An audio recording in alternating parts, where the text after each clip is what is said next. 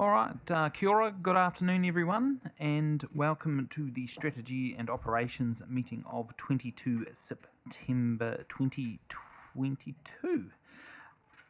The council blessing, please, and we're going to have Councillor Hanford today.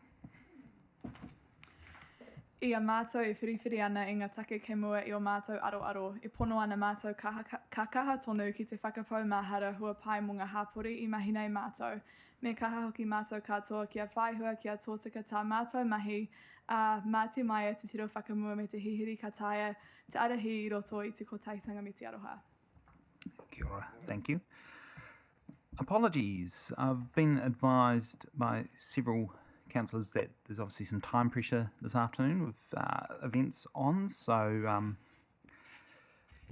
don't think we've got any apologies for the start of the meeting, but just please be aware that I think we may run into quorum issues around about 3:30, so just please be aware of that when we're asking questions and going through this. With that in mind, declarations of interest relating to items on the agenda. There appear to be none. Public speaking time. We have, I believe, one public speaker, or two people for one public speaking slot, which is Kevin Ramshaw and Glenn Wiggs from the Mahara Gallery Trust. If you'd like to come up to the podium, we just need to get you a microphone.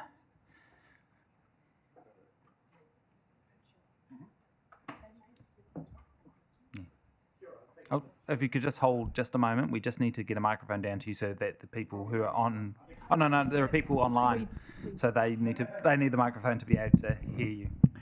All I want to say is that we don't intend to speak. Oh, you're just here essentially for questions. I think you may, or we hope that you've all received a submission from us that sets out, I think, the position. We can answer questions that you have, but I don't know that we want to or have anything more to add to it. So quite happy, I think, for you to continue with your discussion, and if you have any questions of us, happy to answer them. So with that being said, do we have any questions? We have Councillor McCann first off the bat. Kia ora, and thank you, and I'm sorry that you're having to be brought into this because it's quite clear that from my perspective as a councillor, we have let the team down and not followed a process that's been easy. So with that in mind, when you sent the letter to the CE, did you receive any response? And I assume we all know which letter we're talking to. We do, yeah. The February letter, which was, not that I can recall. I'm the secretary of the trust board. I can't remember an acknowledgement, but it's possible it was sent. And Councillor Holborough is Councillor Holborough? I thought there might be some questions around the correspondence this morning, so I had a look through just to make sure I familiarised myself with what had been going backwards and forwards. There was a reply to the chair of the trust board saying that that it would be followed up with senior staff, which subsequently happened. No, thank you for refreshing my memory. We have Councillor Pravanov on Zoom.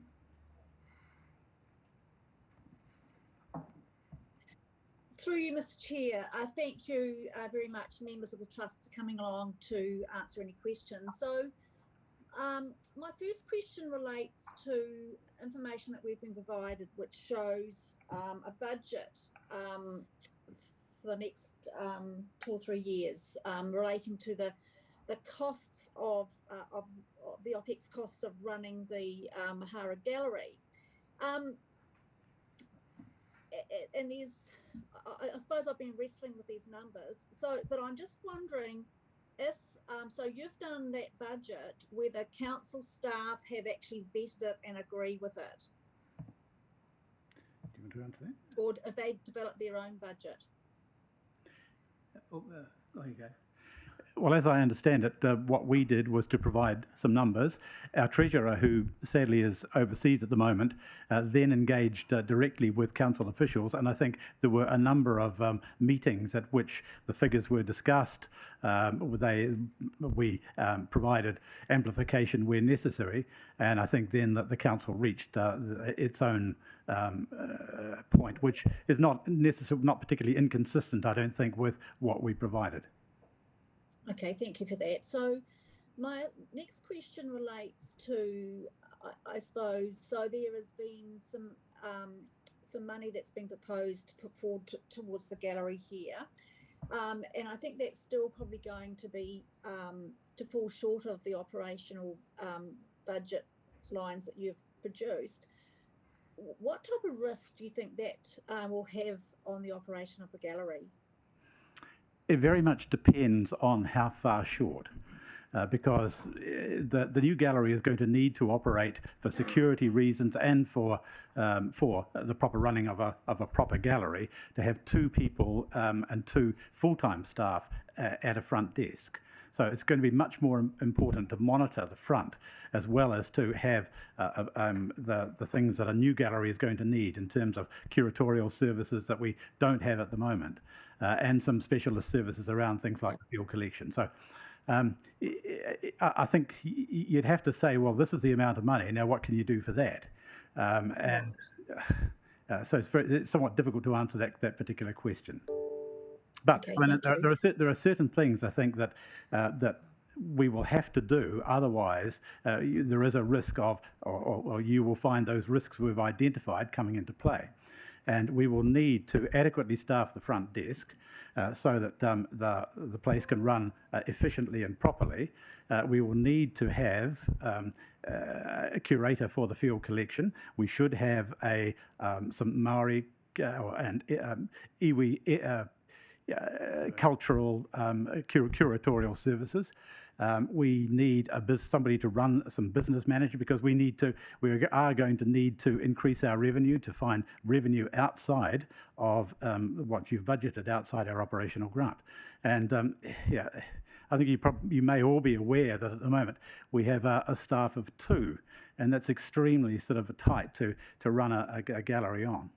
It's interesting that we've done work, obviously, on looking at other galleries, and I guess the one that is most comparable is, I think, Expressions Whirinaki in Upper Hutt, and they've got a staff of 5 or 6.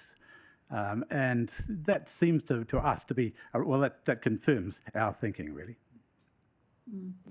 Thank you. So I suppose also too, in relation to revenue, and the information that we've been provided, there was no, I suppose, revenue coming from the activities of the gallery in the second half of this year when it opened, or even now that you've had the pop-up. Is that a fair reflection of, I suppose, the actual revenue and the budgeted revenue for this financial year?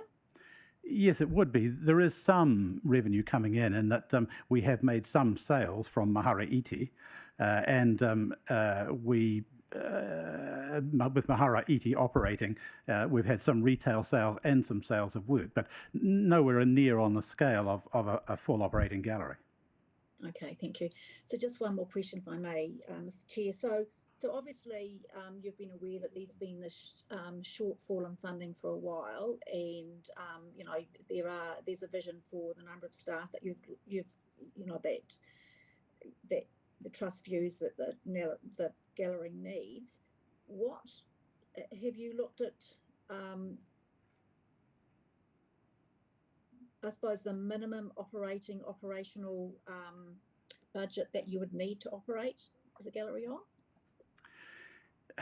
We haven't done that work.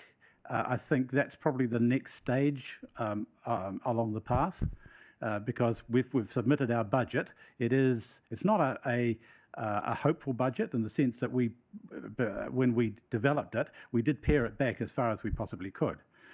So we think it's a realistic budget, and anything that's below that is going to mean some reduction in services.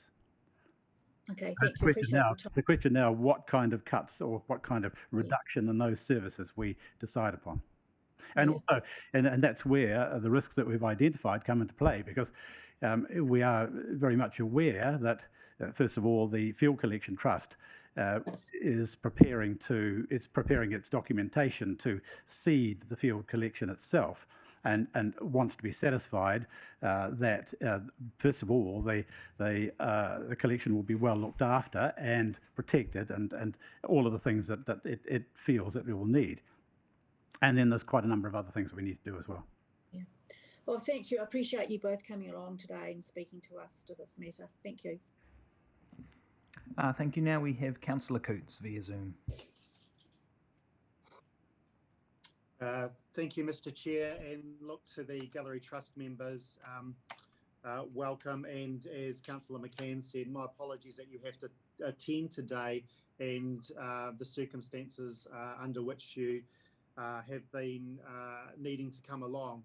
Certainly a supporter of the gallery, if I want to make that very clear. I think it's a fantastic project, and again, just cannot iterate more strongly how disappointed I am in the process and what has led you to needing to be here today. The question that I have is regarding some of the information that we've been provided. A lot of information, and even just within the last hour or so. So forgive me if you do. Well, I appreciate you will not have that information in front of you. Some of the reasons that have been given to us by staff members and the portfolio holder, Ms. Holborough, around the increased costs have been around insurance and wages. I'm looking at a budget that's been provided by staff, which shows insurance increasing from $3,000 to $10,000. Obviously, wages is a big aspect as well, and I won't touch on that because that's quite subjective in terms of number of staff and pay rates and so forth. But the other couple of areas that were raised through the discussions with elected members was the future funding, so that council, that ratepayers wouldn't be funding the trust beyond the 3 years. And the response given was that there would be the potential for income from sales and also from grants or donations. Looking at the information that we have, it appears that in 2022-23, you have $30,000 worth of income from friends and supporters, projected to go to $60,000 in 23-24. Merchandise and sales is $15,000 in 2022 to 23 and $50,000 in 23-24. So with all of those figures in mind, there's a big jump from, the question is, how did the trust see that they're going to raise what is quite a significant jump on what they've already projected in their, sales, for example, from 15 to 50, to go from 50 even further from there is going to be, I admire you if you're able to achieve $100,000, $200,000 worth of sales, but it seems quite a big leap. You're absolutely correct. And yes, we can increase revenue, but it's not going to be on a scale that's going to bridge the funding gap. There's no doubt about that. And around the friends and supporter income, is that similar? Again, I think it'd be aspirational to think that you're going to double or quadruple that. But I want to give you the opportunity to provide some feedback on that. And yeah. The answer again is it's unlikely. Yes, we will increase revenue, but we're not going to get anywhere near the kind of bridging the gap that will exist at that time. All right, thank you, gentlemen. I don't have any further questions. I'll just talk about one or two plans that we have.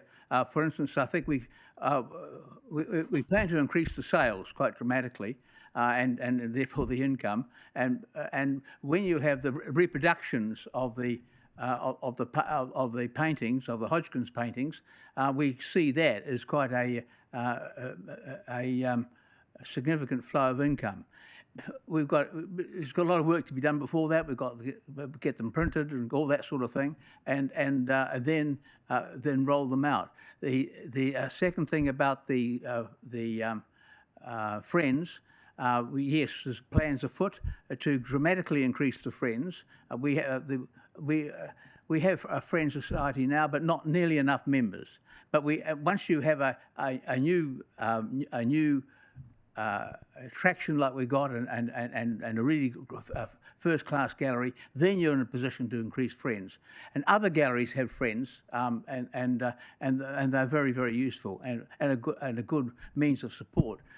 Part of that, of course, is activities, and you've got to have activities along with friends to keep them interested. At the moment, it's difficult to have activities except money-raising ones, which is not very friendly. Thank you. And look, I agree wholeheartedly. I guess the premise of the question was the shortfall's $400,000. Do you think with all of that, you'll be able to raise that level of shortfall, and obviously you'll be seeking grants as well. That seems to me a stretch, Yeah. and that's where the concern lies. Yes, quite right. No, we wouldn't be able to raise 400,000 to fill that gap. It really comes down to, I think, what we've got to do, and is come back to you. What do other local bodies do in support of galleries? And very roughly, it's around about 1%, a little over 1% of rates revenue. And that seems to be the standard. But what you want to see is something a bit more formal than just a guess, well, not a guess, an estimate from me. And so we'll do an analysis of similar galleries like the Upper Hutt one, the Suto down in Nelson, which is probably quite similar. It's a well-established gallery, and it's got a substantial revenue from endowments, which is built over time because it has been so well established. But still, the Nelson City Council put in 934,000 in the last year. So it's a lot of money, but that's what happens. And that's a responsibility, which I think is maybe a surprise to councillors, but it is standard throughout the region. Thank you, gentlemen, for coming along. And we appear to have another question from Councillor McCann. Thank you, Mr. Chair. I hadn't actually finished the first time. It was just, I was exited from questioning. So do you mind if I carry on, gentlemen? Yep. One of the things that we want to avoid is making the same mistakes. You make a mistake once, that's slightly careless, but when we make them multiple times, we've got to learn from them. So one of the things that I'm quite interested to know is just how we got here. When I'm listening to your plans and the discussions you've said around agreements with the field collection, etc., knowing that there was going to be a significant shortfall and therefore an increased subsidy, how long has that discussion with council been taking place? Well, I'm fairly new on the board, but I've understood it since 2010, basically since the Arley's report came out, and it's always been a basis of our discussions that is the base report, and that's the sort of money that would be required. So, and I know maybe councillors, I accept the councillors were not aware of that, and I accept how you are surprised at this stage, but that's from our point of view, that's what we've been assuming all the way through. So, with that assumption, was it your assumption that it would be funded in the annual plan or long-term plan? Yes. Question for either of you. Yes. So when you noticed that it wasn't, what was the reaction? Well, you were involved at that stage. The point, I guess, that we became quite aware of it was when we submitted the major funding applications. And because we asked the question about long-term funding, because that was a question that we had to answer for both lotteries and for the Ministry for Culture and Heritage. And that was when we had the answer of essentially what you see in your long-term plan at the moment, which was at that time was $100,000 increase in the budget in the operational grant to cover increased funding. Now, did we have a discussion at that time? We didn't stamp our feet and say this isn't enough. Perhaps we might have done it a bit more. But the operational agreement or the partnership agreement that we have with council is that in a sense the council initiates the discussion. We took the figure, we put it in the thing, we assumed it was a placeholder, that this could be revisited at a later time. And you would have had discussions with both councillors and council staff around this shortfall? We didn't directly speak we didn't go looking to councillors to raise it. I mean, at that time, there was an enormous amount of work that was needed to get those grants in, and they were vital to the project. And we didn't know whether we were going to be successful or not. And all of the effort around the board went into those getting those applications and getting the grants. If we could look to wrap it up shortly. I'll leave it there. Thank you. Cool. And any further questions from anyone else? Can I just say one more thing? given that you didn't really speak at the start, I'll allow it. There is a bit of a feeling that art galleries are somewhat elitist, and yet one of the I didn't join the Mahara Gallery as an expert in art or anything like that, but I have come to understand in the process of developing the funding applications, and that required at times enormous amount of research, the importance that art around the world now is that art assumes in the process of developing well-being in communities. And so it's much more than, you know, a few entitled and elderly people tottering along to an art gallery and looking at a picture on a wall. An art gallery is an institution, or it's a facility for the whole of the community, and it provides and develops well-being and inclusiveness within that community. Oh, sorry, and I've just spotted that one of our iwi representatives, Kim, has a question on Zoom. Kia ora. Yes, thank you for coming in. I'm just listening to what you just had to say before. So given that you knew there would be a shortfall and the long-term plan hadn't allowed for it, and you thought that would be a placeholder, what would be your consideration? Did you give any consideration to the fact that if council did not provide any more funding, where would that funding come from? So would you have thought that you'd get the funding elsewhere, or would you have reduced your service? I think that the partnership agreement is quite clear that the council has signed up essentially to a, shall we say, well, I think the line is that it's a modern, professional, museum standard gallery. Now, you'll notice in that briefing note that there is a piece in italics there which deals with operational funding. And you could describe operational funding. So this particular exercise is a quinella. It's not a win bet. So the quinella is, first of all, the capital cost of the capital cost of the facility, and secondly, the operational funding. And they go together. So if you're in it, then you should be in it for the quinella. So, and I think there was a reasonable expectation that was the way it was going to be. Does that make sense? Yes, but so you didn't look to get any other funding, or so you didn't have another plan. You just expected that that's the way it would go based on that partnership. Is that correct? Well, it is. We do have plans to. We do accept that the gallery will need to raise some of its own funding, and we will endeavour to do that. But I think that funding is not going to cover the gap that we're talking about. So I think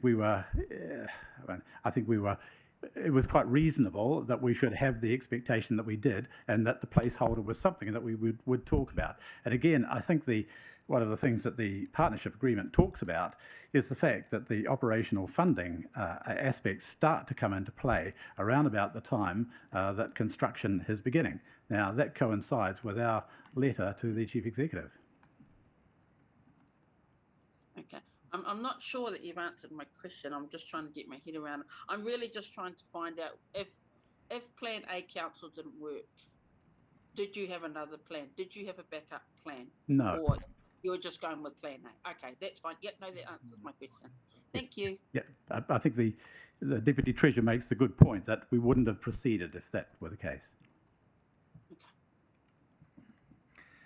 And Councillor Pravanov, I'll be very generous and allow you one last quick question, only if it's quick, please. Yeah, thank you. So basically, this is a district-wide gallery. Councillors put in a third of the money for it. And so I understand your expectation that, and also they've been the project manager for the building. So I just want to be very clear as to what the conversations were around council paying for the operational costs of the gallery. What do you mean when you say conversations? Quite what do you mean?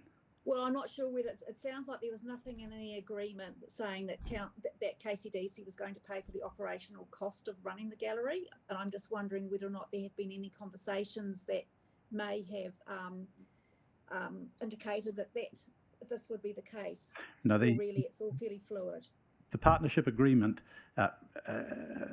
states that the council will be responsible for operational funding. So there is it is clear in the partnership agreement that operational funding is part of the deal. Right. So It doesn't say what that operational funding is, but it does say operational funding. Yes. Okay. So thank you for clarifying that. Thank you. And I believe we've had the Deputy Mayor light up and given her interest in this. But this will be the very final question. I've got a cheeky little question. Kevin, how many hours do you think you've put into funding applications for this gallery? Well, let's just say that I seem to work somewhere between 6 and 7 days a week, and that's been going on for about 6 years. So I do have the odd day off, but and believe me, I'm not the only one. I know that I was very grateful for a civic award a few weeks ago, which was a wonderful thing to receive, and I felt quite chuffed about it. But I'm not the only one who has done a lot of work. Councillor Janet has done a lot of work herself, has been a valuable member of our board. Glenn, our treasurer, we have a board that is working hard, and we seem to meet about 3 or 4 times a week. So yeah, it is the nature of it's the nature of the kind of business we're in. But at the same time, Mahara Gallery has been sort of exceeding expectations for too long. It has been doing more than it reasonably could be expected to with the resources it's had. You could say, well, why does it do that? Why doesn't it just then sort of simply put up a few static galleries and leave it? But if you look at the art scene in our part of the world, it is a vibrant one, and Kapiti is one of the most vibrant of all of the districts that make up the Wellington region. So the people of Kapiti expect a vibrant and well-run art gallery, and we have had what has been something that falls a long way short of that, and we've adapted as best we can to make it work. But now we've got an opportunity to really contribute to the Wellington region, not only to Kapiti. Perfect. Thank you very much for coming in today. I think that's been very helpful for councillors to be able to ask you questions, and we really appreciate your time. Thank you. Now we move on to members' business. And are there any public speaking time responses from staff? No, this is good. Any leaves of absence? Excellent, excellent. I haven't had any matters of an urgent nature brought to my attention, and there are no updates. So now we're going to move on to our sole report today, which is the Three Waters Reform Better Off Funding Package Tranche 1 funding. Now, as you remember, we had this report lay on the table last time round, and before we sort of pick up where we left off, I believe Mark de Haast was going to quickly introduce this paper, and if there are any questions for him, if we could try and keep it to brief and to new matters so we can sort of plough on with the more substantial debate and amendments and all those going on that still need to happen.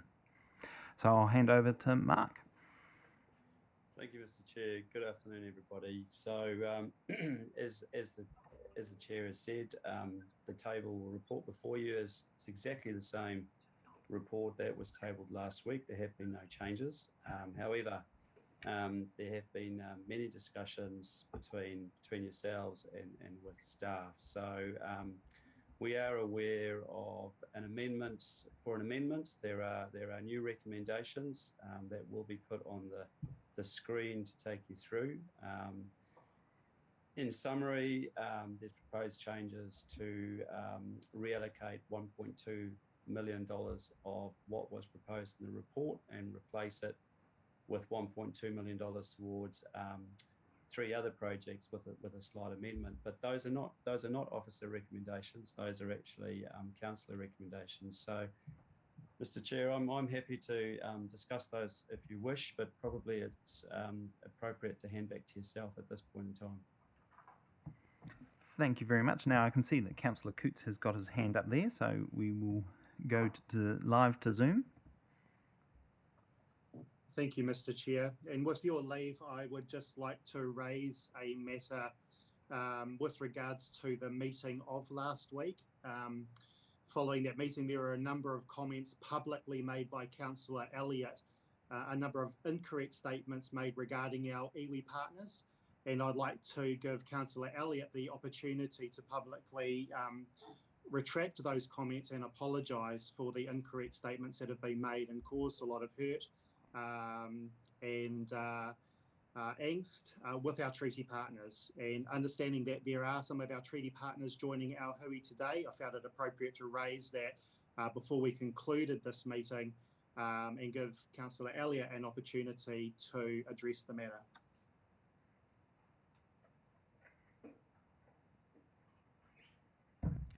Councillor Elliott.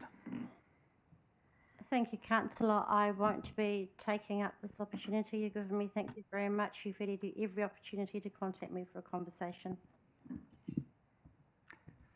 So, Mr. Chair, I'd just like to ask that you remind elected members of the partnership agreement we have with iwi and the responsibility we have to uphold that agreement in a mana enhancing way, and to ensure that our iwi representatives around the table and via Zoom are kept safe. And so I'd like to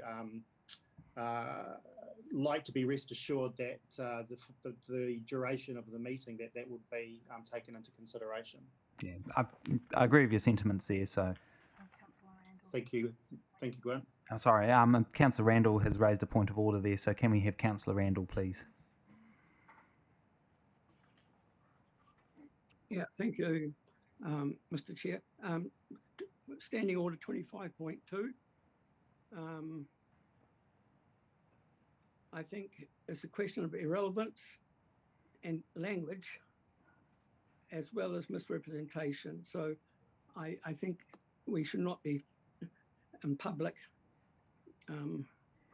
disagreeing, having an argument with fellow councillors where we don't always have the facts. So 25.2, Mr. Chair.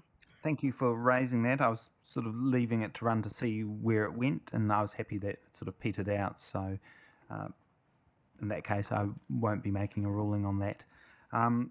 Now, Councillor McCann has been lighting up and lighting down, so I assume he has a question for Mark de Haast. Councillor McCann was going to suggest that he move the amended motion that Mark de Haast had talked about. Okay, so before we get onto that, we're just going to talk through the process. If there aren't any questions, which I don't believe there are. Okay, so, Councillor Elliott. Sorry, I do have a question, and Mark, you may be able to advise me as to where is a suitable place for this question. But it came up in discussion in last week's meeting that, very fortunately, there was confirmation that the southern car park development was not actually part of the Te Urihi Gateway project, and that it is part of a separate zone of the Maclean Park Management Plan and Development Plan 2017. So that would appear that the budget for that has been, in the last 6 months, included in the entire Te Urihi Gateway project budget, and also the resource consent hearings process. I'm wondering if they can be removed and separated at this point in time from the Te Urihi project, and I'm just wondering what the future status of the car park would be as a project, and will it be a separate line item from Te Urihi from now on? So, through you, Mr. Chair. Look, thank you, Councillor. Those are really specific questions around Te Urihi, and probably not appropriate to go into much detail about that today. I'm not sure if Sean wants to respond, but look, my advice is to take that offline. We can talk about that another time. One of the amendments is actually not to include any funding towards Te Urihi for the Better All funding proposal. So I think the subject before you today is the Better All funding proposal and not Te Urihi. So I'm happy to take that offline. Oh, hold on. Councillor, I think Sean was going to add something Oh, to that. yes, thank you, Sean. And I just asked because it was in the line item for the second table we had. Sorry, Councillor, could you repeat the question there, sorry? I think you had three. Could we separate out the costs of the Southern Car Park for any future reference in terms of Te Urihi? So yes, you could certainly separate out all those costs as to where they lie and provide them separately.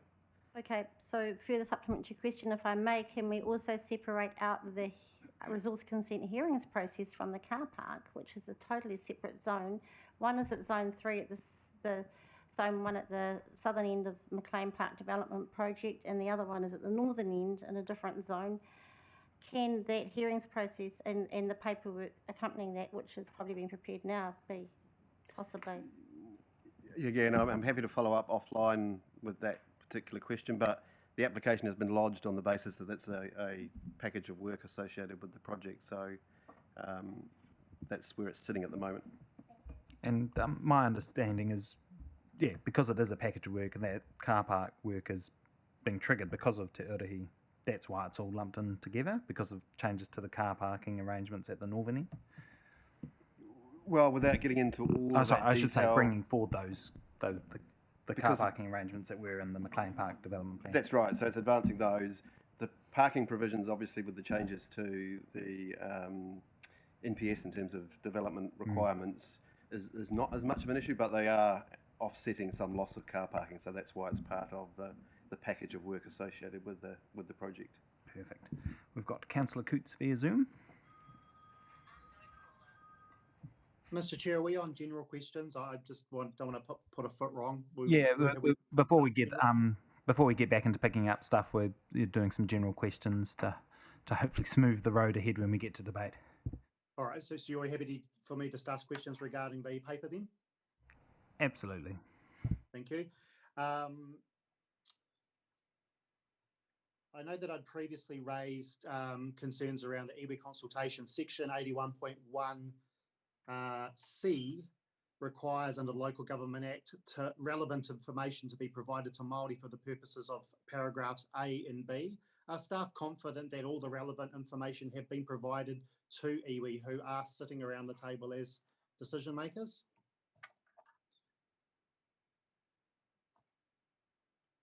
Has all the relevant information that's been provided to councillors been provided to iwi?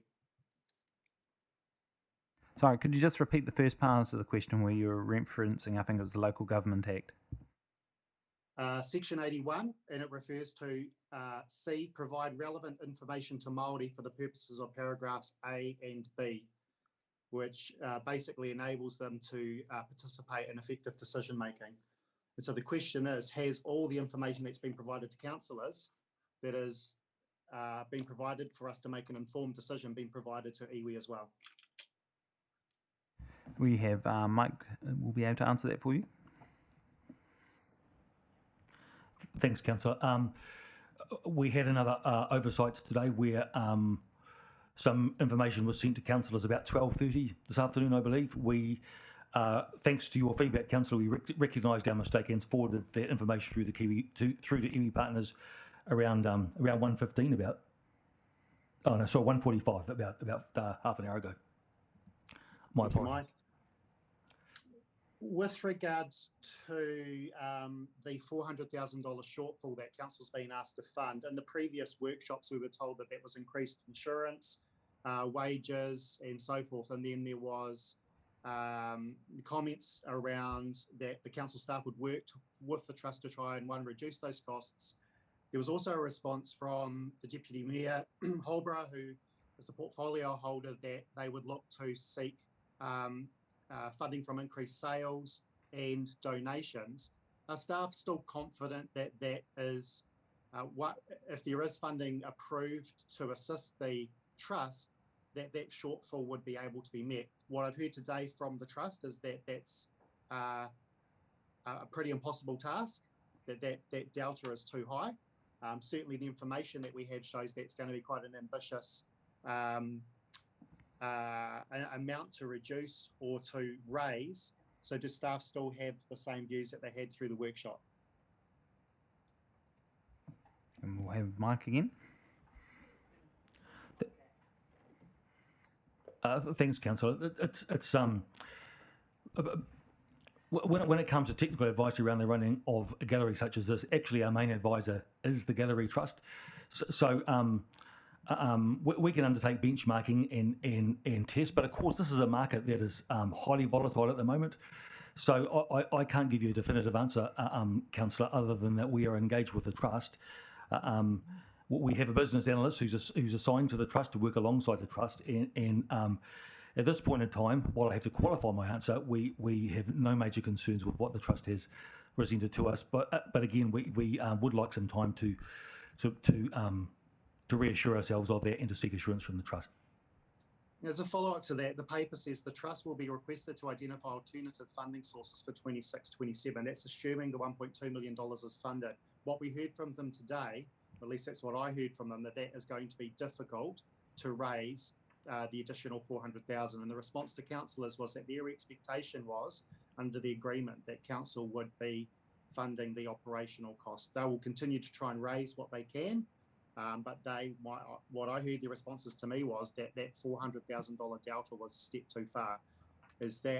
Am I wrong in what I heard from the Trust? No, you're not, Councillor. So one other question in regards to the budgets that were provided, it might sound like a stupid question, but is council the landlord, and so therefore the rent is payable to KCDC? Correct. And so I know in the budgets that one of their increased costs is actually rent from 15,000, I haven't got it in front of me, but from memory, from 15,000 to 35. Yes. So we're essentially requesting further funding from the Better Off funding to pay for an increase that we've put on them, part of an increase. Is that right? That's correct, Councillor. We think it's really important that we capture the true cost of operating the gallery and that we are pure when it comes to our financial accounting. The transparency aspect. Okay, yes. Thank you.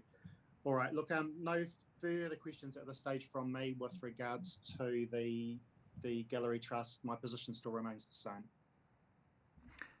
Thank you, Councillor Coots. Now we have Councillor Pravanov. So through you, Mr. Chair, first of all, I'd like to thank the staff for the information that they have provided us at very short notice. So I've got two questions. One relates to what we heard from the two Trust members, or one of the Trust members, that there is an agreement, and probably basically an agreement that KCDC would be funding the operational cost of the gallery. And if that is correct, I would have thought that it would have been council staff who were ensuring that the costs associated with the operation of the gallery were actually I suppose, being evaluated and ensure that they were included in the long-term plan and the annual plan processes. Some thoughts on that, please, comments.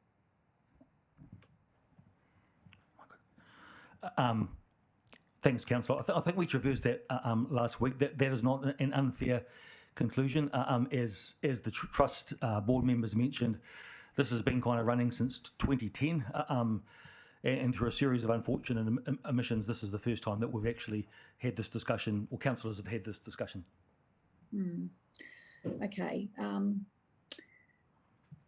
leave it at that. Thank you. All right then. If we're all happy with that, I thought we'd sort of outline the process in terms of picking up. Oh, sorry, we've got Kim. Just been alerted that you've got your hand up, so we'll hand over to you.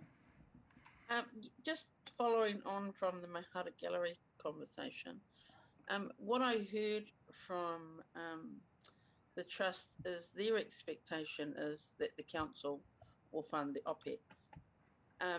Does that mean that they have an open wallet? They can increase services as much or do whatever they want to, and council must fund it? Or does council have some say into what costs, what operating costs there are through the partnership, because it seems quite scary to me that their expectation, and by their own admission, they're not going anywhere else for funding. So, That their expectation is that the council will just keep topping up the shortfall. so in the paper there is a recommendation D.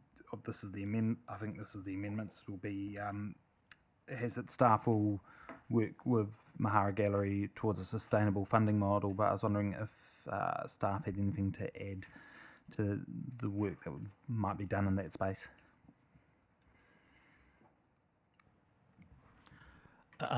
Thanks, Kim. As we mentioned previously, ideally this would have been a discussion we had at either the annual plan or the long-term plan, which is the time when councillors, when decision makers get to balance the various competing pressures we have across the district and to make decisions. That hasn't happened to date with respect to Mahara Gallery, but the way things seem to be panning out, it will be at the next juncture. So I think I take your point, and I think we've all learned quite a bit from this, and I think the short answer to your question is no. It must be no. But as recommendation D states, we have some work to do with the trust to make sure that the trust presents a compelling business case to you before the next decision-making juncture.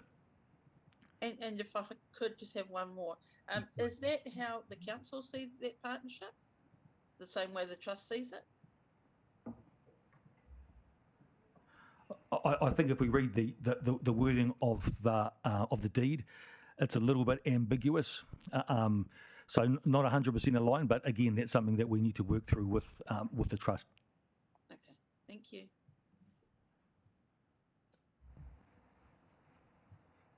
Perfect. Councillor McCann, is this going to be quick? Because I'm just mindful of time pressures and need to keep ploughing on here. I can't answer that question. Depends on Gary's answer. It's a question for the acting chief executive.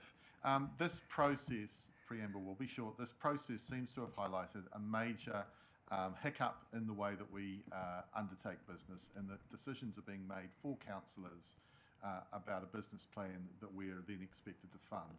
Is it appropriate that you review how we got to this position? And the first part is, I assume that you don't think that the process to date has been acceptable. Thank you, Mr. Chairman. My view is whenever you make a decision on a major capital project that requires an ongoing operational expense, you should know the quantum of that expense at the time you make the decision. And the SLT has talked about that, and I hope a tangible example of that will be when you make some definitive decisions around the Waikanae Library. And I think there's a parallel there, because I think what you saw in the presentation won't cost the same to run as the current Waikanae Library. So I think that's a given, and I would hope that in the months and years to come, that's a standard operating practice that you witness. We've gone back and we've looked at this, and I'm not sure that we have to go back to it in too much depth to come to the conclusion that relying on operating cost projections that were developed in 2010 is unrealistic. I was just looking at that report while this discussion was going on, and I see the salary ranges. And if you extrapolate those to 2012 salary ranges, you would say the amount of shortfall seems a bit optimistic to me.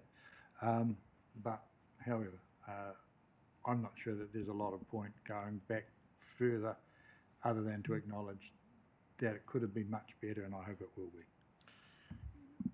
Through you, Mr. Chair, we've had previous incidents where we've funded a project only to find there are further costs. So I'm concerned that we don't make that same mistake again. And I'd really like to understand how this process has not ended up in front of councillors so that we can make a decision before we are effectively put in a position where we have to greenlight funding for a project or else it fails. I'm assuming what you said is that this process has not been up to scratch. I'd have preferred it to be different, but I think go back to why it's in this table of suggested better funding activities. It's there because, in the view of the staff, once the gallery starts operating fully, the ability to very accurately know its operating costs will become clear quite quickly, and this gives the opportunity to develop those costs before they will inevitably result in a rates increase, because they will involve a rates increase at some stage, because the inputs that the council is putting in now will not be sufficient going forward, and the trust are very, very unlikely to be able to bridge that gap from their own activities. But does that not presuppose that if we're giving them the opportunity to operate at this level of cost, they would then have to walk that back, make people redundant and change their operating procedures and business plan?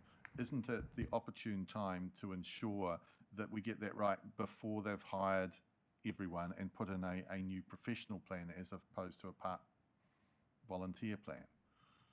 Well, I suspect that's what the amendment will do.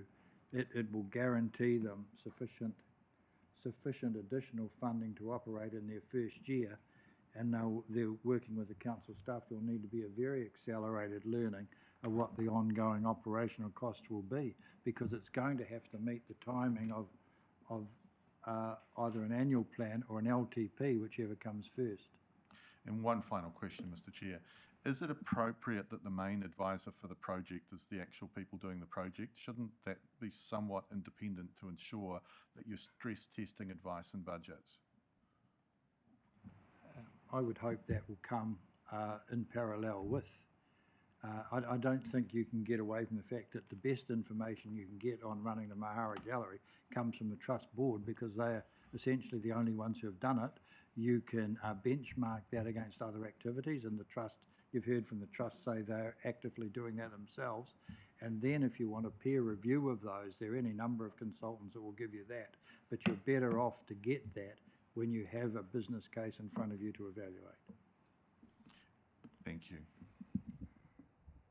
All right, that done and dusted. I thought I'd outline the process for picking up where we left off last week. So last week, if you've got your standing orders handy, Appendix 3, Motions and Amendments, Option B, you'll find we are midway down the right-hand side of the table in the green boxes, where we'd had Councillor McCann and Councillor Hampard had moved an amendment, and then, of course, we'd gone off on a tangent. We'd suspended standing orders, we'd come back into it, then we laid it on the table.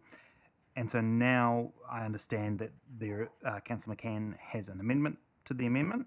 And so if you'll notice on the right, there's a little box off to the right-hand side, which is that the amendment can be withdrawn or amended by a majority decision with the agreement of the mover and the seconder. So council staff, could you bring the amendment of the amendment up on the screen, please?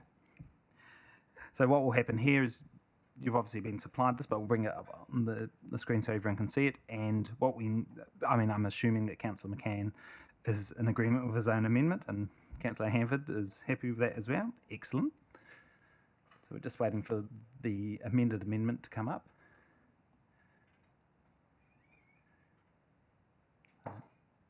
So that's the table. I mean, there's obviously the copy in your emails that was sent through, but what we need is a majority decision on the table that the amendment can be amended. So my understanding, there's not any debate on this particular thing, because we then get to debate the amended amendment after this.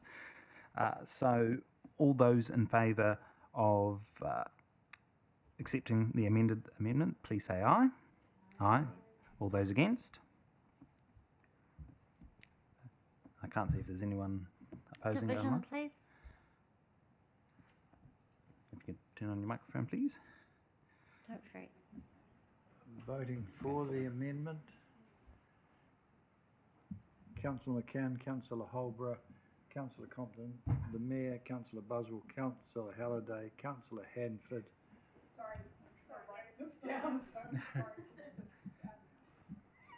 Sorry, if you could keep your hands up and your ticks lit up, just so Democracy Services can jot it down. Councillor Halliday, Councillor Buswell, the Mayor, Councillor Compton, Councillor Holbrook, Councillor McCann, Councillor Randall, Councillor Coots. Against, Thank you. Councillor Kavanagh. Mr. Chair, I just wanted to do that so that you could note my abstention from voting on this paper today. Thank you. Thank you. If you would like us to record your abstention, you can ask us to do that without doing a division, if you'd like. Perfect. So we now move back. If you're terrible like me and you've got your table of your flow chart, we're now on back to the original debate, and I don't believe we'd actually started the right of introduction for Councillor McCann. So we shall hand it over to him. I will be brief because we've all got deadlines, and I think much of this has been traversed.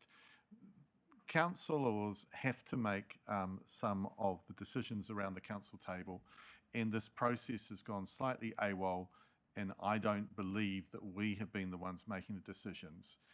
This process has been somewhat fraught by not having information that was clearly available to some councillors and to staff, and it should have been with councillors so that... Deputy Mayor. I don't want to interrupt, but I'm just not sure where we are. Are we in debate? I just don't think we're in debate. That's the point of order. Oh, have we moved it into something else now? Because we just voted on this. Yes, so essentially their amendment carries over. Sorry, their amended amendment is now the amendment. Yeah, sorry, substantive motion, I believe. So we are in debate. So I haven't seen, I think all I'm seeing is a motion. What I thought had happened was that accepted the amendment, and we were voting on an amended substantive motion because... No, so we are voting to accept the amendments to the amendment, which then becomes the substantive motion. So now we're having to debate for this to become the substantive motion. Yes, and I should clarify that this is for, as per the amendment that's on screen, is for B, the subparts of B, C, D, and I believe there might be an E down there. Sorry, I've got it in front of me. There is an E there as well. Cool. No, that was useful to ask. Councillor McCann. Where was I up to?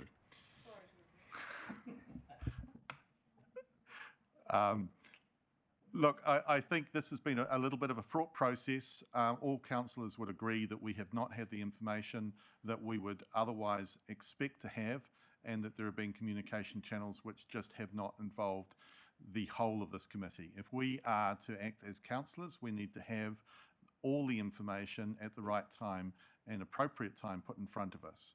You've also heard that we have come to a compromise to put Mahara Gallery into this Better Off funding because none of us want to see that project fail.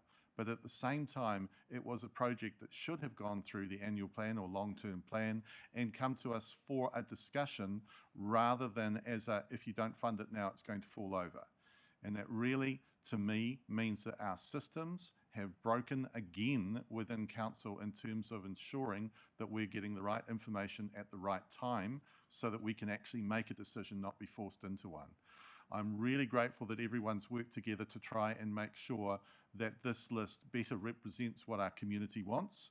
I know that there have been several calls that we should have been talking to the general public, and we should have been taking on their views. Unfortunately, we haven't had that opportunity, but I really thank the councillors for the work that they have put in over the last few workshops and last two meetings to come to an agreement that works best. But it is better off funding. It is not funding things on a wish list that we shouldn't be working to or haven't considered. It is things that we should and need to fund, and we are about to face severe increases in our rates if we are not really careful with what we're funding.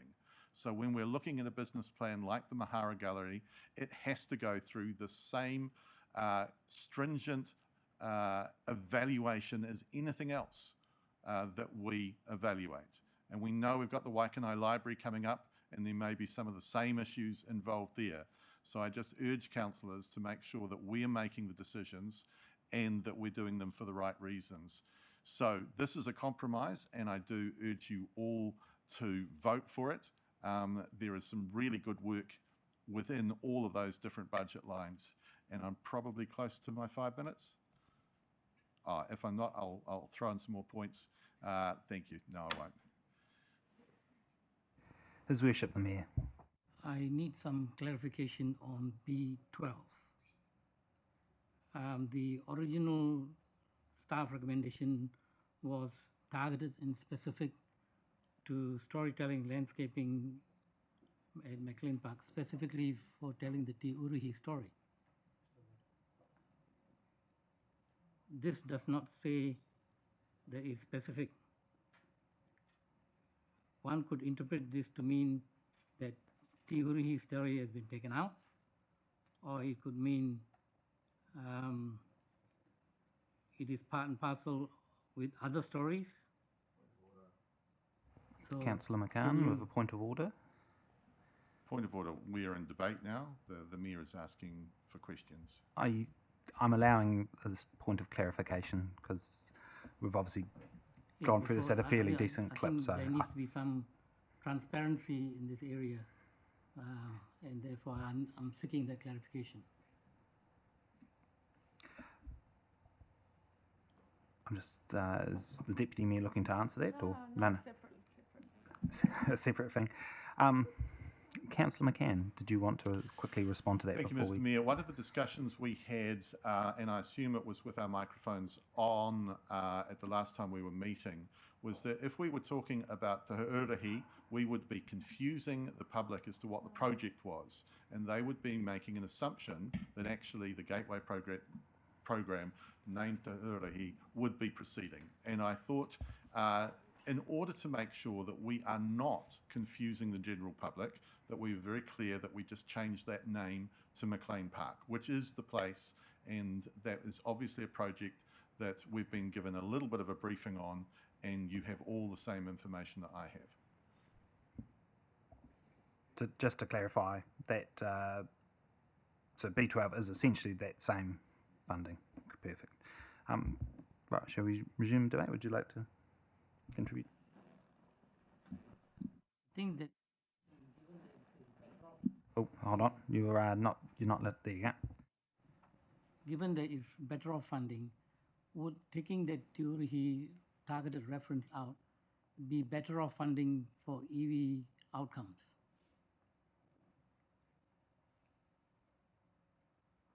Can I just add that I will be totally satisfied if EV have a view on this? That's all I can say. Deputy Mayor. Yeah, as long as our intention is clear that we're trying to achieve some of the outcomes that we're trying to achieve through the Te Urihi project in terms of that cultural respect and storytelling, then I'm okay with what's in there. I think the intention is quite clear. I hope it's clear that it's trying to achieve that same goal. In terms of some of the other recommendations, see, I begrudgingly accept this one because I'm actually not sure what's happening with the Waikanae Library, where the funding for that is at present. We've had some vague answers, a lot of uncertainty around that. But what it does do... Councillor McCann. Which point of order? Through you, Mr. Chair, we are in debate and we've got a very tight time frame. I believe that the Deputy Mayor is speaking in debate at the moment. There's no question in here. I'm just making a... Okay. So what this does do, to continue, what this does do is it does free up, but in the unfortunate event that the Paikakariki Surf Club isn't able to attract that funding, it does free up $1 million of capital funding from our CapEx budget, which means that all our CapEx budget can be reallocated to benefit. And there are some other projects that would equally benefit from little bit of wiggle room in our capex budget.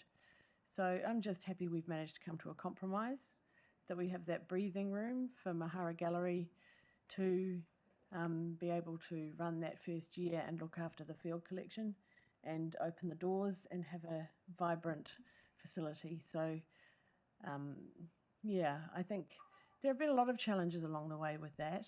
I wouldn't throw the organisation completely under the bus about it. We've had numerous staff turnovers during the period of this project. The project has been surrounded by uncertainty. It's been unlikely to go ahead for a long time.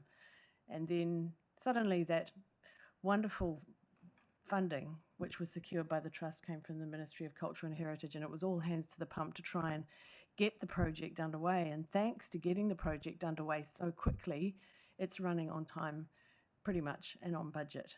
And along the way, yeah, there was a little bit of, there's some things that should have happened around the operational funding potentially didn't happen. But yeah, we are where we are now, and really glad to have that first year of operational funding locked in. Thank you.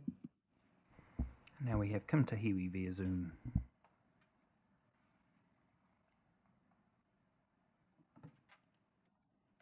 Kia ora. Yes, in terms of B12, as long as we are all clear that that storytelling is to tell the story of Te Urihi and the iwi history, I'm happy with that wording, because it's been thrown around in the political arena. And basically, if we're clear that that's what it's for, I'm happy for that wording to go through. And that's all. Councillor Coots. Thank you, Mr. Chair.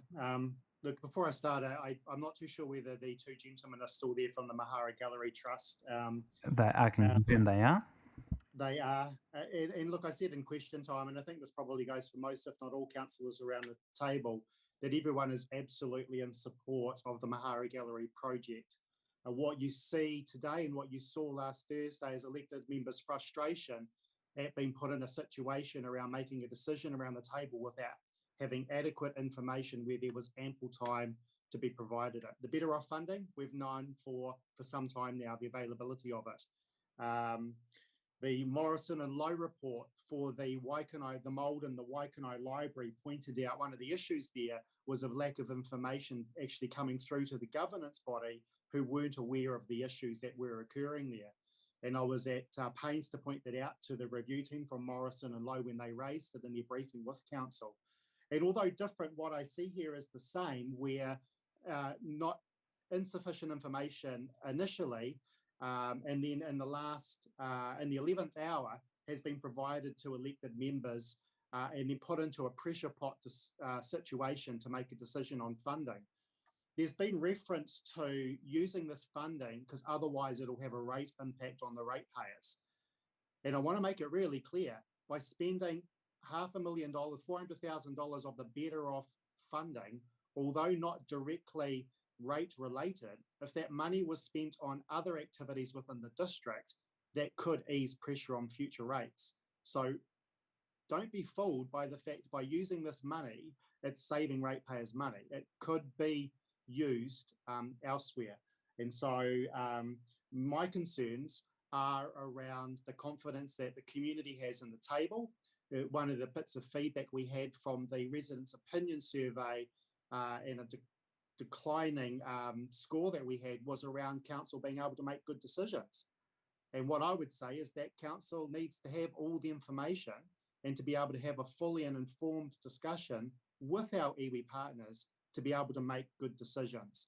And so when I sit here today and last Thursday being apprehensive around items that we were discussing, it was because I didn't feel that I was in a position to be able to make that decision.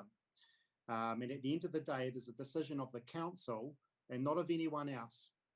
And so I'm glad that we got to the point that we have, working with the councillors around the table and with iwi to come to a table that we are mostly happy with. And I hope that the funding that has been included in there for Mahara Gallery enables them to be able to work effectively with staff to be able to come up with an operational model that's sustainable. I'll be supporting this recommendation, and at the end of it, I would like to propose an additional recommendation to be considered by the Chief Executive, if you can give me the opportunity to raise it, Mr. Chair. Councillor Pravanov.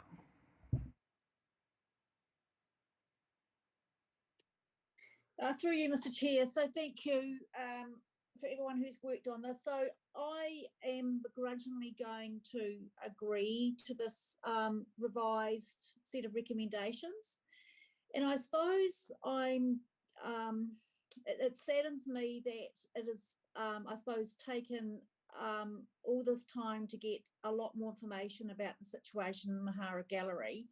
And it also saddens me to see the process that has gone, that as to why we've gotten to this situation. But given, I suppose, the figures that we've seen or been provided over the last few days, I believe that there is some work that needs to be done in terms of, I suppose, the budgets. And so I really welcome to see that work done, you know, in consultation with the Gallery Trust and council staff to move forward, so that they, the gallery is in a far better position in our next funding round to actually have more surety going forward. So, you know, as I said, I will support this begrudgingly. I want, you know, Mahara Gallery, it's a district-wide gallery. We are so fortunate to be able to have this in our district and to have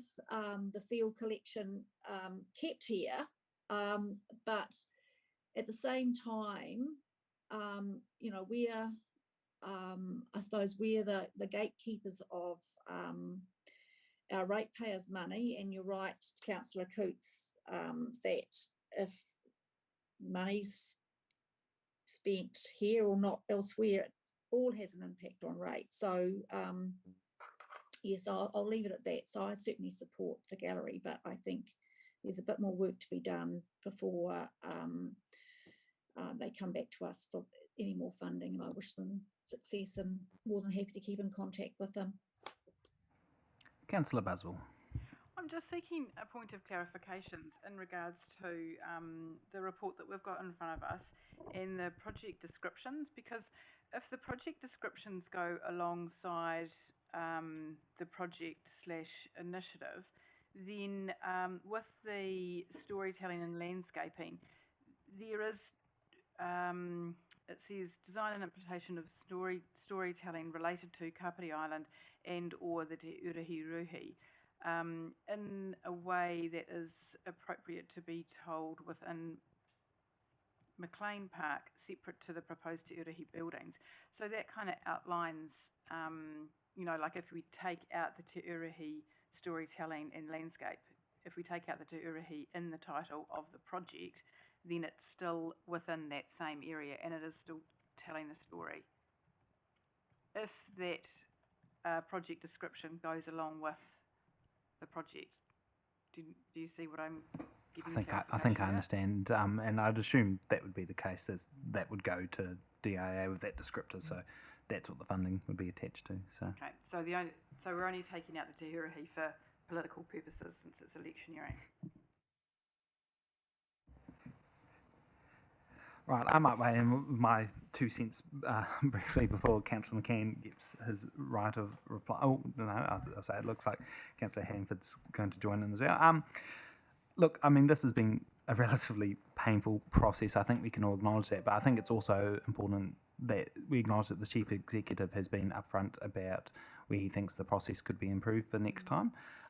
And I think it's important that we acknowledge with Mahara Gallery that I believe they are volunteers running the trust, and as was mentioned, you know, this is a complex, what they're doing in terms of the Mahara Gallery redevelopment is a complex enough project in its own right, but from the small experience I had working at Te Papa, I know how insanely complex art galleries get, especially when you start dealing with those, I guess, more precious collections that get placed in your trust. So I appreciate councillors' frustration with the questions around the increase in operational funding, but at the same time, I think I understand the journey that the Trust Board is going on in terms of understanding those and the additional costs and the additional pressures it's going to put on them.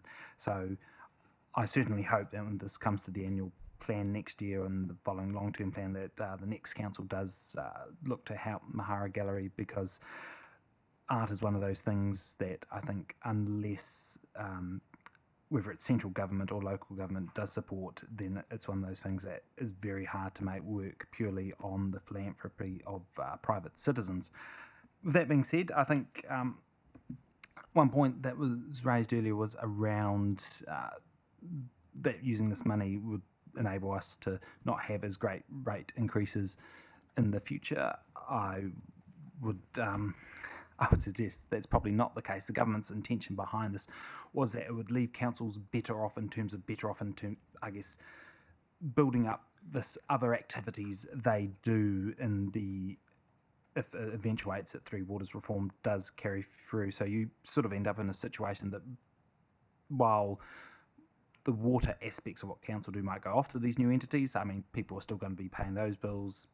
Council's still going to be doing other things. So there's still, you still end up in this case where, unfortunately, unless the government gives us alternative funding streams or alternatives, or they cough up some of their own tax revenues that they'd like to share of us, that we are dependent, unfortunately, on these ad hoc things to try and mitigate some of those costs. And it will help a little, but I think the reality is when we're expanding things like the Waikanae Library, which our community expects to be a better and more fully equipped facility with it's got different purposes than what we've had in libraries in the past, and I believe a bigger floor space as well.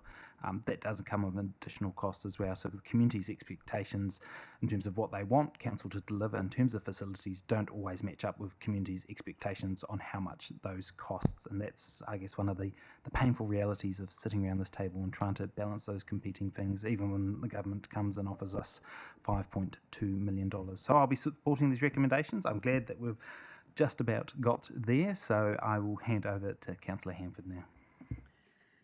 Yeah, just tautoko Councillor Compton's comments, and would also just like to thank staff and the team at also the Mahara Gallery Trust for providing information quickly and acknowledging to the work of staff and organising workshops for us ahead of this process kind of all coming to where it is at now too.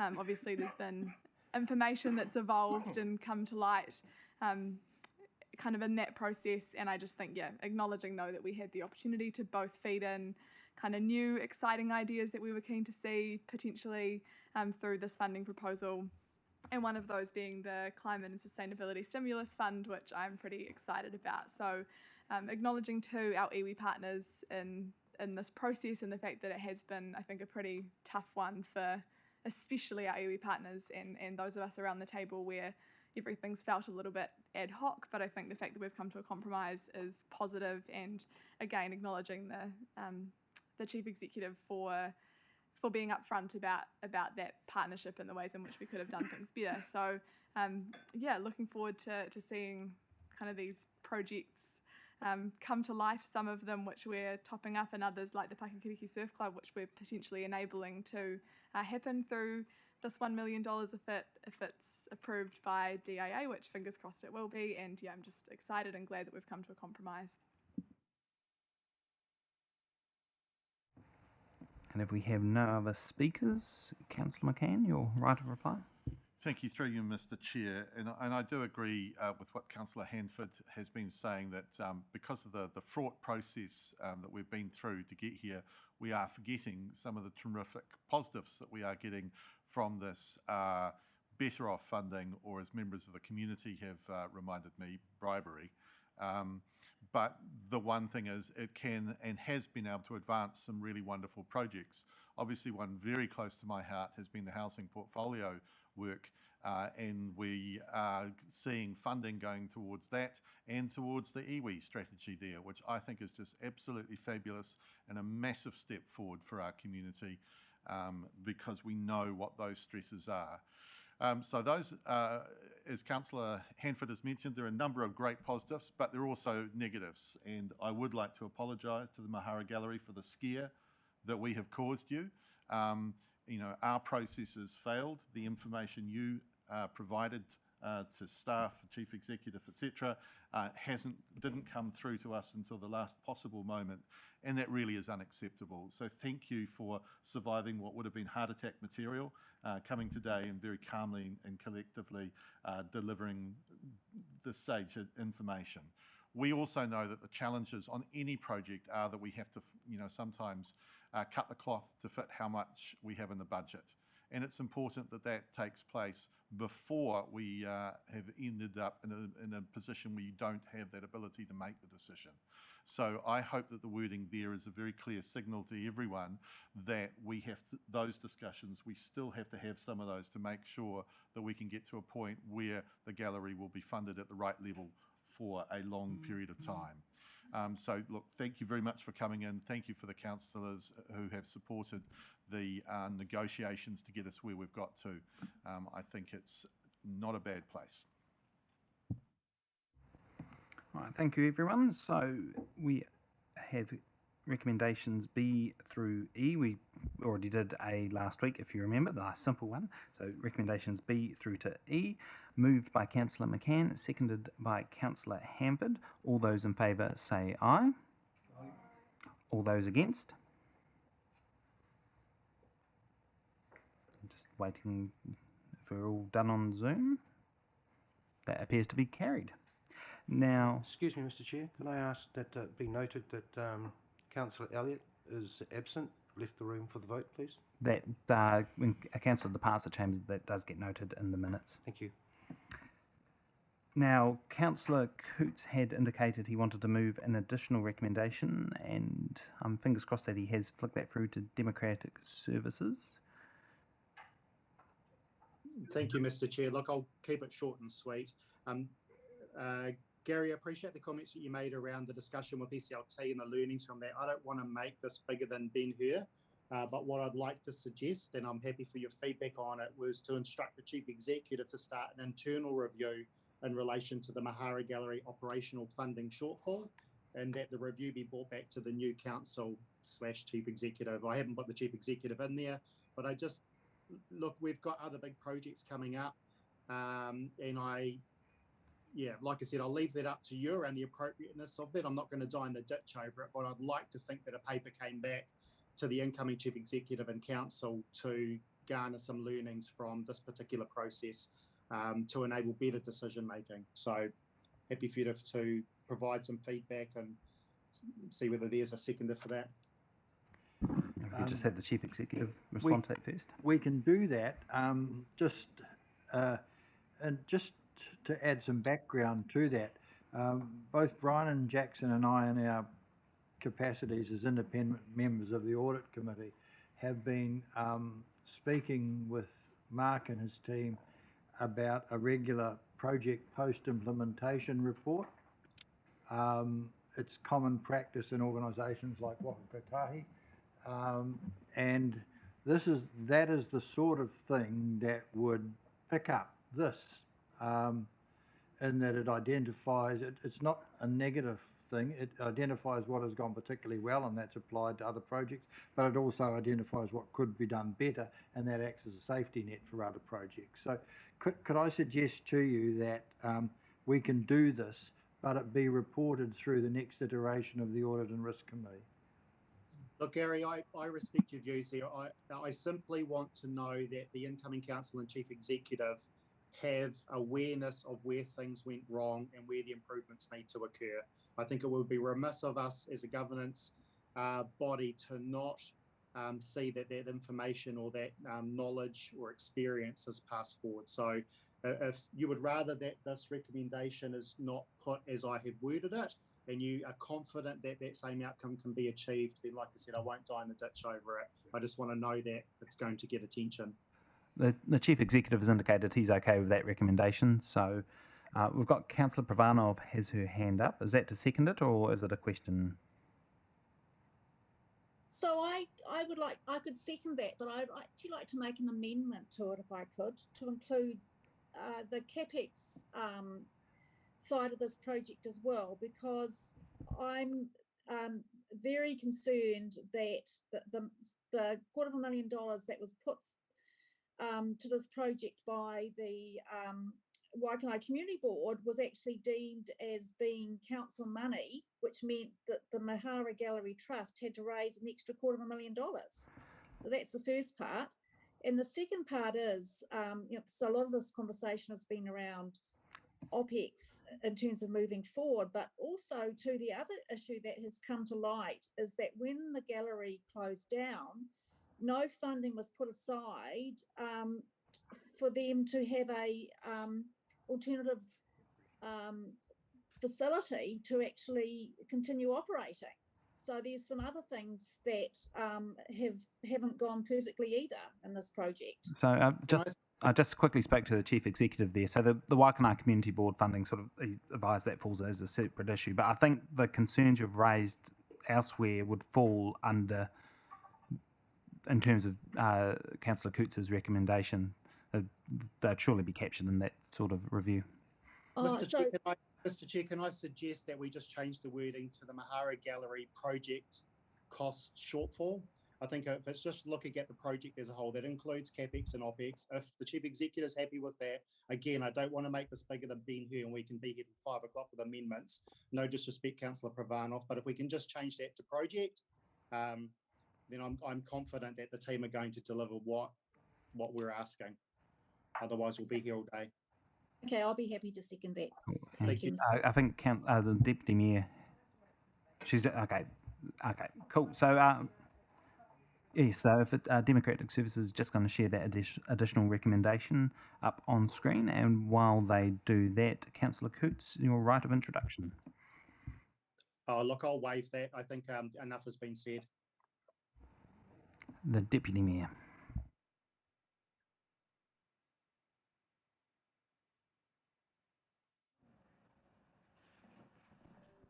Yeah, I understand the intention behind this, and I think we do need to learn when things go wrong.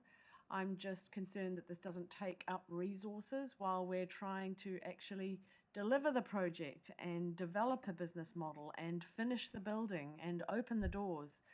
So I'll be very happy if this happens, as Gary says, as part of a general report after the project.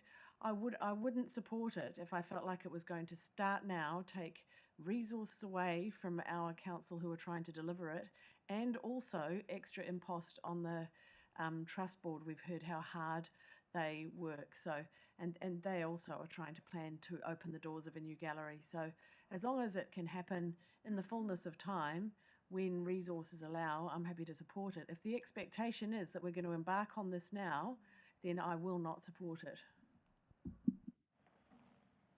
Councillor McCann. I think the really clear thing is that we have to learn from mistakes. And the only way you learn from mistakes is if you ask the right questions and just have a look at what went wrong. We would be negligent in saying we haven't made a serious mistake as a combined group, and that a nearly 0.5% rates increase is snuck through without us debating the issue.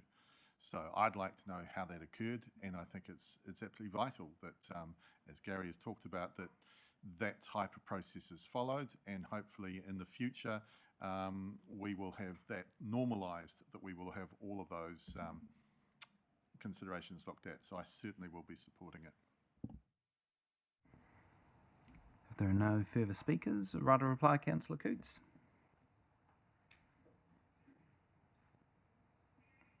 I would have just waived it, but just responding to the Deputy Mayor's comments, you'll note that I didn't ask for an external review. I didn't ask for a Martin Jenkins review. I just asked for an internal, what I imagine will be a desktop review from the knowledge that's already held within the organisation. I did say I didn't want it to be bigger than being here. I doubt that it would involve tying up the Gallery Trust or any of those other things that the Deputy Mayor had suggested. But as I think the words Councillor McCann used, we would be negligent not to do so. We've got big projects coming up, the Mahara Library being one of them, and we do not want to wait and make future mistakes like that and have that applied to future projects when we have the opportunity to review, have a look at where we can make improvements and then put those improvements in place. I'm happy with the advice from the Chief Executive. It'll be up to Gary how that is done and what resources involves, and I'm happy to leave it to him to do so. Thank you, Councillor Coots. So we have what is effectively recommendation F, moved by Councillor Coots and seconded by Councillor Pravanov. All those in favour say aye. Aye. All those against?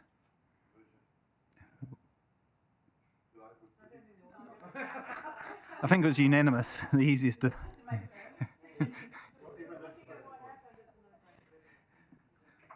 Perfect, so that has been carried. So with that done and dusted, we move on to public speaking time again, and I believe we have one person for public speaking time for items not on the agenda, and that is Claire Holden. And if you just wait, Claire, there's a microphone coming down to you.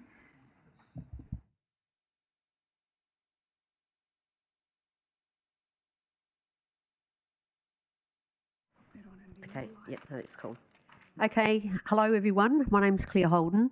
I'm actually, I've just heard it's 3 minutes, but hopefully it won't be that long. Basically, I'm here. I just want to bring up as a person that's involved in the consent. The resource consents around the gate. To Uri and the car park. I actually really would like that adjourned till after the council elections. And because for me personally, I'm actually opposite the southern car park, which I hear there is debate and uncertainty of it separating. You know, like all this really does affect me, and it is quite stressful. So I need to know, you know, like, yeah, that it is given considerable thought, and that it do be adjourned to after the council elections, please. So does that just get noted, or? Oh, the next stage is if there are any questions from elected members for you. Yep. Councillor Halliday. Through you, Mr. Chair. Thank you for coming in, Claire. I've seen on Facebook and also in regards to an email that was sent to me, a letter was being put forward by a mayoral candidate, Chris Mitchell, on behalf of certain residents, asking for an adjournment. Am I to believe that you're aligned with that, and that's sort of what's written in that letter is pretty much a summary of what you are asking for? Yeah, that's what I'm asking for, yes. Okay. Yeah, and I mean, I have talked to, you know, a couple of councillors, as you know, about this, so it's not just going out of the zone, but, you know, I have actually, you know, am really concerned. I haven't had involvement with council before, just to sort of originally get a letter that there's going to be a car park. And then just this whole process, you know, I do actually think it would be good to be adjourned. So in line with the letter that has been sent to the councillor and has been on Facebook. And I put it on there because I don't know where else to go, basically. And I really do appreciate Chris's support. I did ring him personally, and I sent him all the information I had. And Mick, my partner, and I did meet him in person, and we found, we just actually found him really good to talk to, supportive, and there's no charge. I have actually been to other people. I have actually been asked for charges. So, but anyway, this one, I actually, really hope that this is considered. Thank you, Claire. Through you, Mr. Chair. Is it possible to ask whether that letter's been received and whether there...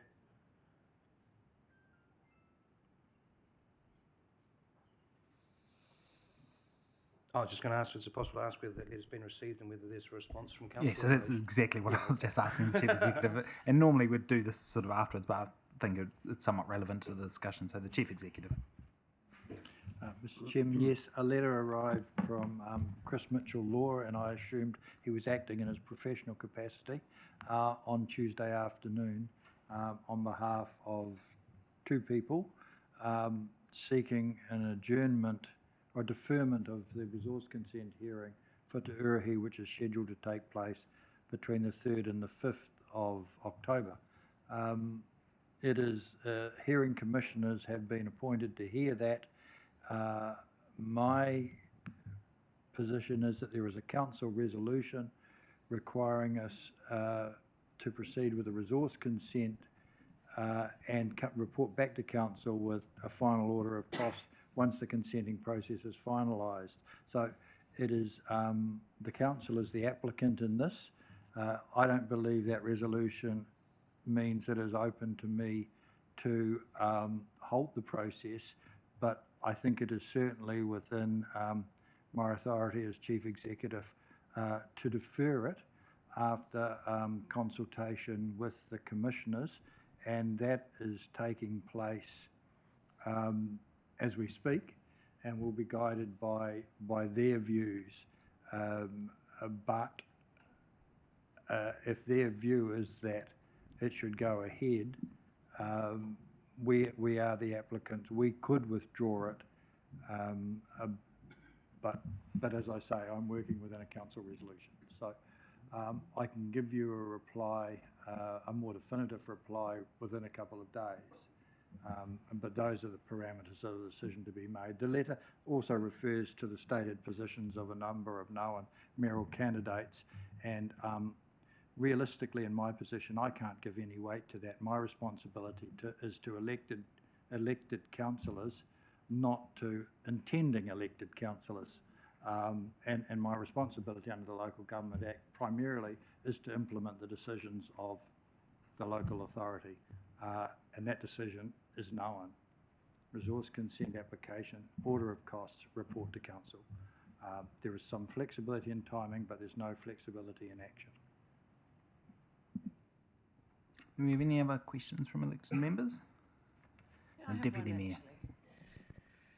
So in terms of deferring it, what would be different? What would be the advantage of it? What would have changed in the situation? Because we've heard from the Chief Executive that we're currently operating under a council resolution that says there will be a resource consent hearing, and we've got a council resolution that says the council will reconsider this after that's occurred.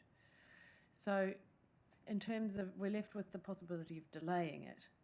So what will change? Say we delay it for a month, what will have changed? I mean, I just think in that time, we will have a whole new council. We won't get people saying, yes, I'll do this, I'll do that. I just think we can, we can regroup ourselves, the people that have put submissions in, because there's not many of us and not many that we're invited to. And then we can actually work out exactly what we're going to do, how we're going to do. And I think we'll just, I will personally feel more confident if it is deferred. So you feel like as submitters, you would benefit from more time to prepare your case? Yep, I do, yes. Okay. Thank you. Thanks for coming in. And Okay. I'm sorry you're going through this. Thank you. And any further questions? I can't see. Oh, we've just had Councillor Pravanov, lucky last. So through you, Mr. Chair, this is a question probably for the maybe the Chief Executive and other staff. So obviously we are about to have a change in council around the table, and so thank you, Ms. Holden, for coming along to present your thoughts today. But I suppose, and I hear what she's saying in terms of having more time to prepare, but do councillors have the opportunity, if they so desired, to actually make a call on Te Urahi before the resource consenting process is actually completed? Big question, sorry. We've got looks going around here. I think the question was whether councillors could effectively make the call for the Chief Executive, I guess, in terms of deferring, and I guess the appropriate avenue for that would be a notice of motion. This is actually about if there was enough support around the table to not progress with Te Urahi before the resource consenting process was completed, when that call would be made, could that be done? I think, as the Chief Executive indicated, he is bound by the previous resolution of council. So you would need a new resolution via a notice of motion in order to change that quantum. So it is possible. theoretically, I think if you could work it before the council meeting, before the hearings, in theory, Okay. she could. Yeah. Thank you. All right. With that done, we have no further public speakers, and we have no minutes, including no public excluded minutes to confirm. So, with that done and dusted, we'll call an end to the final Strategy and Operations Committee for this triennium. Thank you all very much.